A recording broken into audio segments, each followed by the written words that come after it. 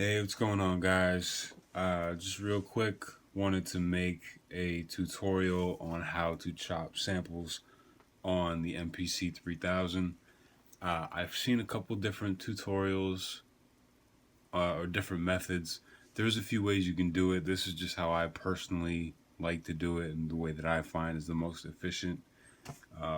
That being said, I've noticed there's not a lot of resources for the 3000 on the internet compared to like some of the newer MPCs. So I'll try and make a point of like doing more videos on just the things that I've learned and tips and techniques and whatever. So yeah, we're gonna get into it. So the first thing you want to do is you want to hit Programs and Sounds up here in the option menu. And then you want option 5, which is sample a new sound. So that's going to bring up your little sample window. So there's a couple parameters that you can set. There is mode, which is if you want to sample in stereo, left, right, or just left or just the right channel.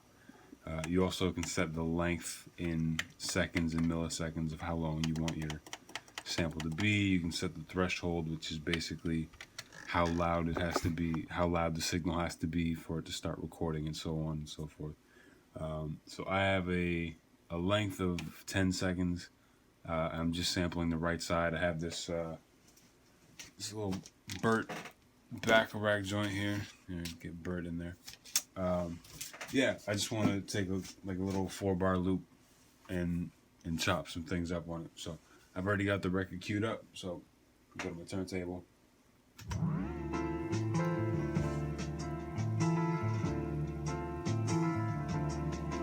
Hit record.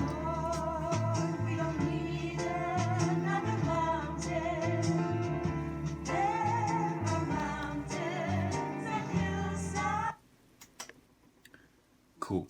So once the time that you've set runs out, it'll automatically stop recording.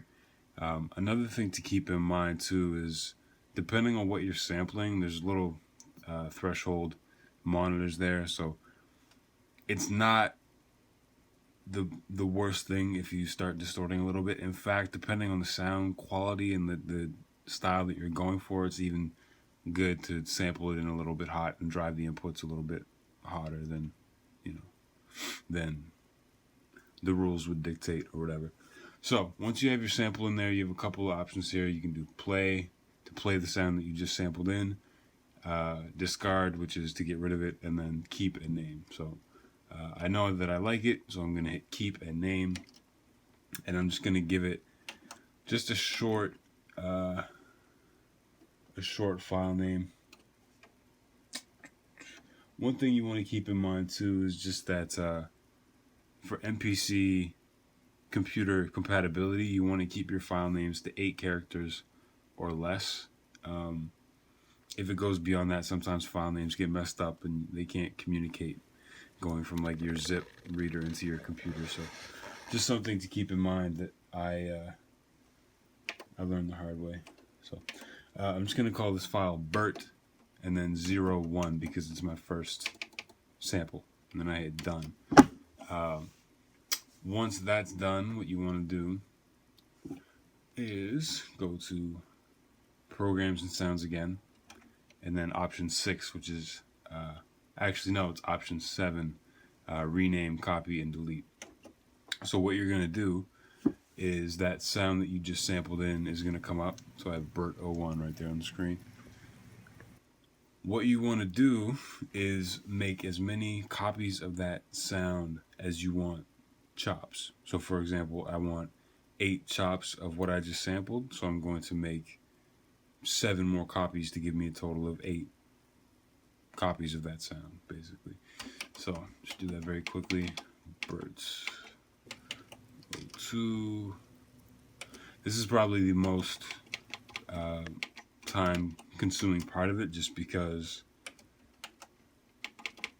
obviously on newer MPCs and in certain DAWs you can just like auto chop and whatever, which is cool. There's nothing wrong with that.